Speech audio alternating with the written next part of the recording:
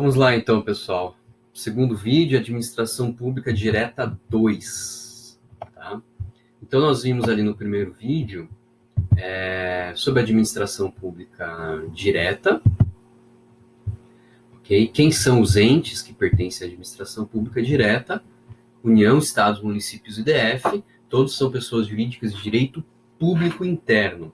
Exercem atividades, prestação de serviços públicos em sentido geral, exercício de poder de polícia, o exercício da tributação, que todos adoram, pagar impostos, né?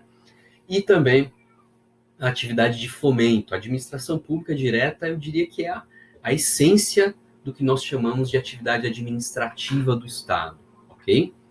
A administração pública direta, então, é exercida por meio dessas entidades, União, Estados, Municípios e DF. Ela é regida pelo fenômeno da chamada desconcentração, ou seja, ela é subdividida em repartições de competência chamadas órgãos públicos, tá? Essas repartições de competências chamadas órgãos públicos não provocam o fracionamento da pessoa jurídica, não. São simplesmente departamentos com competências específicas, tá? E aí nós vimos ali que dentro desses departamentos, dentro desses órgãos, existe um liame chamado um liame hierárquico, né? Existem órgãos, todo órgão, de regra, está submetido a um órgão superior. E nós vimos ali, basicamente, as competências que o órgão superior tem em relação aos órgãos subordinados. Eu remeti vocês ali a leitura de alguns artigos da Lei 9784, que é a Lei do Processo Administrativo Federal. Essa é uma lei extremamente importante, principalmente para quem pretende concursos públicos na área federal, tá? Então, vale muito a leitura, é uma lei pequena, eu recomendo vocês lerem essa lei inteira, tá? Vamos lá, então. Eu vou falar agora sobre os órgãos públicos, que diabo que é isso, tá? O órgão público, ele, como nós vimos, ele é uma fração de competência, ele é uma divisão de competência, tá?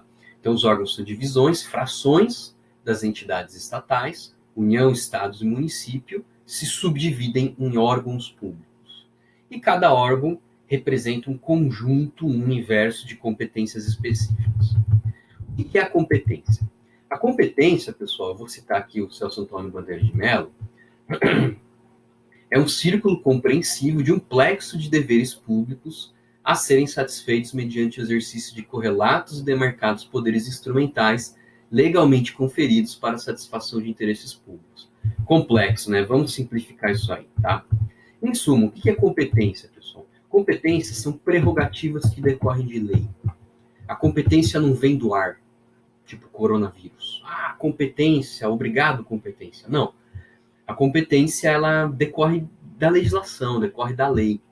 Então, quando se cria um órgão público, nós veremos isso, os órgãos são criados por leis.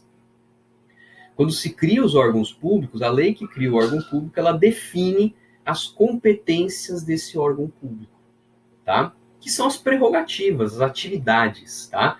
Então, em resumo, a competência é um conjunto de poderes, de prerrogativas que se justificam, melhor dizendo, ante os deveres de satisfação de interesse público, tá? O que eu quero dizer com isso, pessoal? É extremamente importante vocês relacionarem a competência, que significa, na maioria das vezes, um poder, uma prerrogativa, com um dever da administração. Não existe competência, não existe poder sem um dever, tá?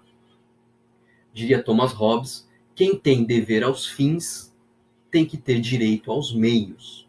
O exemplo que eu coloquei ali. Um fiscal do PROCON, ele somente tem o poder de apreender uma mercadoria, tá?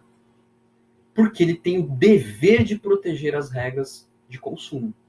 Agora, durante a pandemia do coronavírus, vários estabelecimentos começaram a cobrar valores abusivos de algumas mercadorias. Por exemplo, do álcool gel. Tá? Aqui fazendo uma observação importante, hoje tem alguns mercados que estão vendendo cervejas por preços bem acessíveis. Então, vai lá. Voltando. Então, alguns estabelecimentos começaram a vender, até onde eu sei, o álcool gel com valor exorbitante. O que o PROCON fez lá? O PROCON foi e notificou esses comércios, apreendeu muitas dessas mercadorias, aplicou multas, tá? Isso são poderes, que são as competências do órgão PROCON. Modo de que esse órgão tem essas competências? Porque ele tem o dever de proteger as regras de consumo. De nada adianta você dar o dever de proteger as regras de consumo se esse órgão não tem o poder de aplicar medidas para atingir esse fim. Quem tem dever aos fins tem que ter direito aos meios. As competências, então, são plexos de poderes, de prerrogativas que os órgãos têm.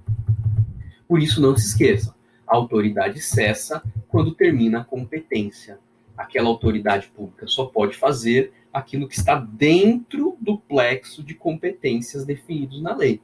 Se ela fizer algo que está fora disso, esse ato é um ato nulo, porque houve um abuso de poder por extravasar o elemento competência, tá? Quais são as características do órgão público? Eu não vou falar tanto da teoria do órgão público, decorre lá do Gierke, isso é um pouco complexo, eu ficaria um vídeo inteiro só tratando disso, e se fosse uma sala de aula ali, a gente falaria, mas eu quero focar naquilo que é mais específico e mais importante, tá? Depois eu encaminho para vocês o material tratando mais sobre a teoria do órgão público do Otto Gierke, tá? Característica dos órgãos públicos, basicamente 3, pessoal. A primeira delas, guarda no seu coração. Os órgãos públicos não possuem personalidade jurídica própria. Isso tem várias consequências, mas uma delas, por exemplo, é muito óbvia, acontece do ponto de vista processual. Isso acontece vira e mexe lá na Justiça Federal. As pessoas colocam no polo passivo da ação um órgão público. Por exemplo, elas processam o Ministério da Educação. Isso é um erro técnico bizarro, tá? Por quê? Porque o Ministério da Educação é um órgão público, ou seja, ele não tem personalidade jurídica própria. Se ele não tem personalidade jurídica própria, ele não é uma pessoa. Então, ele não tem capacidade de estar em juízo. Se você tem algum problema com o Ministério da Educação, da Saúde, você não vai processar o Ministério da Educação da Saúde. Você vai processar a União. Tá? Se você tem um problema com a Secretaria Municipal de Educação, você não vai processar a Secretaria. Você vai processar o município. Se você tem um problema com a Secretaria de Fazenda do Estado de Santa Catarina, você não vai processar a Secretaria de Fazenda. Você vai processar o Estado de Santa Catarina. Da mesma forma, ocorre com contratações. Tá? As contratações, muito embora feitas por intermédio de órgãos, secretarias e ministérios, elas são representadas pela pessoa jurídica. Ah, mas o órgão, a secretaria, o Ministério da Fazenda, o Ministério da Educação, eles têm CNPJ. Ter CNPJ não significa ser uma pessoa jurídica. Tá? Ter CNPJ é simplesmente ter ali um controle por uma questão contábil. Tá? Então, o fato de uma secretaria ter um CNPJ não significa que ela seja uma pessoa jurídica própria, beleza? Eu coloquei ali, os órgãos públicos não possuem personalidade jurídica, tá? No entanto, eles possuem aquilo que a doutrina e a jurisprudência chama de personalidade judiciária. Remeto vocês à súmula 525 do STJ, que fala que a Câmara de Vereadores não possui personalidade jurídica, mas apenas personalidade judiciária, somente podendo demandar em juízo para defender os seus direitos institucionais. Então, por exemplo, Ministério Público, Câmara de Vereadores, as Assembleias Legislativas, Tribunais de Justiça, PROCON, Ministérios, Secretarias, não possuem personalidade jurídica, mas possuem personalidade judiciária. O que significa isso? Eles podem estar em juízo no polo ativo da ação para defender prerrogativas próprias inerentes daquele órgão. O exemplo mais clássico que fez surgir essa súmula aí. Periodicamente, o prefeito municipal ele precisa encaminhar uma certa quantidade de orçamento público, de dinheiro, de verba pública, para a Câmara de Vereadores. Tá? Vamos dizer que o município não faz isso, ele não encaminha essa quantidade de orçamento para a Câmara de Vereadores. Tá? O que acontece? A Câmara de Vereadores como ela não tem personalidade jurídica, se a gente usasse esse critério, ela não teria como entrar na justiça para cobrar do prefeito esse repasse de verbas. Então, o que a jurisprudência criou? Essa ficção da personalidade judiciária, autorizando que a Câmara de Vereadores possa pleitear uma ação no polo ativo, tá? Requerendo um direito que é uma prerrogativa institucional dela, que é receber esse repasse de verbas. Tá? Isso pode acontecer com outros órgãos públicos, tais como Câmara de Vereadores, Tribunais de Justiça e assim por diante. Tá? Então, eu recomendo que vocês deem uma lida lá na súmula 525 do STJ, e além, encontrem a súmula no site, também analisem ali os precedentes que formaram a súmula. Isso também é extremamente importante. Depois, se der, eu faço um vídeo para mostrar para vocês como faz isso. Segunda característica importante, a criação ou a extinção dos órgãos públicos depende de lei de iniciativa do chefe do Poder Executivo, tá? Quando são, obviamente, órgãos públicos vinculados ao Poder Executivo. Quando são órgãos públicos vinculados ao Legislativo, o presidente da Casa Legislativa. Quando são órgãos públicos vinculados ao Judiciário, o presidente do Tribunal, tá? Então, recomendo leitura atenta do artigo 61, 2e e 84, 6a, todos da CF. Leitura atenta, com glosa, marquem, comentem no seu vadimécum, tá? Isso é extremamente importante. E, por fim, a terceira característica, que aí vem da teoria do órgão, né? Os agentes públicos é que representam o querer e o agir dos órgãos públicos. Nós vimos um pouco disso quando nós falamos sobre o princípio da impessoalidade, tá? Os órgãos, a administração não age por si, ela age por intermédio dos seus agentes, dos seus funcionários. Então, um ato de um funcionário é imputado ao órgão público, tá? O ato de fiscalização daquele funcionário do PROCON não foi um ato dele, foi um ato do PROCON, tá? Então, os atos feitos pelos agentes são imputados aos órgãos públicos que eles estão investidos, que, por sua vez, são imputados à pessoa jurídica que pertence. Tá? Então, por exemplo, o PROCON, os PROCON são órgãos de vinculação municipal. Eu sou o fiscal do PROCON. Se eu autuo a sua empresa, esse ato eu não fiz em meu nome, eu fiz em nome do PROCON. Tá? Só que o PROCON é um órgão, ele não tem uma personalidade jurídica própria. Então, o que eu faço? Esse órgão público ele está vinculado a uma pessoa jurídica, que é o município. Vou pensar num outro aspecto. Eu sou um fiscal da Fazenda Pública, um fiscal da Receita Federal. Eu notifico a sua empresa por conta de algum imposto que não foi pago.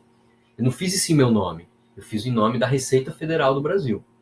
A Receita Federal do Brasil é um órgão vinculado ao Ministério da Economia, que é outro órgão, que por sua vez é vinculado à União.